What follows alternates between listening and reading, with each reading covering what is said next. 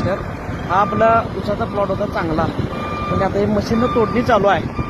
पण याचा प्रॉब्लेम काय झाला आहे, भरणी पावसामुळे वाढ नव्हती आणि टोळ्या चौकशी केली, अजून महिना नाही, 1.5 महिना नाही, मिळेल नाही मिळेल माहीत नाही, परत ते किती दिवस किती मागणार माहीत नाही. त्यामुळे आपण याच्यात नुकसान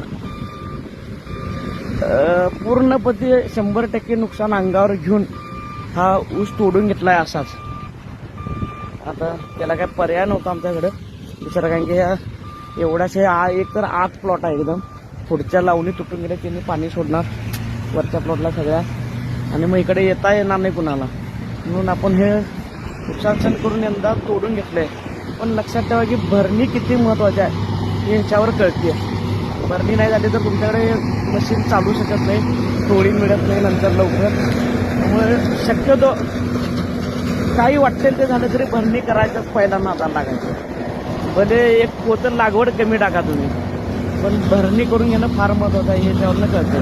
हे एवढं साधारण 2-3 टनाचं तरी अंदाज माझ्या नुकसान आहे याच्यात. पण हे आता आपला भरपूर हे होतं, त्याच्यात आपल्याला ते घरात केलेलं रान आहे, त्यामुळे हे आपण सहन केलं आहे यंदाच्या वर्षी. पण ही चूक पुढच्या आयुष्यात कधीही आमच्याकडून होणार नाही एवढी गॅरंटी ठेवून आम्ही काम करणार आमच्या ह्याच्यावर. पण जरासा यंदा ज्यांच्या भरण्या झालेल्या नाहीत त्यांनी जरासं टोळी मिळाली, कुठली पण मिळू दे, हात कारखाना म्हणून नका, कुठली वाटेल ते मिळाली तरी त्यांच्याकडनं तोडून घ्या. चाट मिळेल ते. मशीनच्या नादाला लागला. आता माझा गेला आहे 500-600 टन मशीननं. त्या एक अर्ध्या एकरसाठी कोण येणार नव्हतं, म्हणून आम्ही हे मशीनने घालवलं धाडस करून.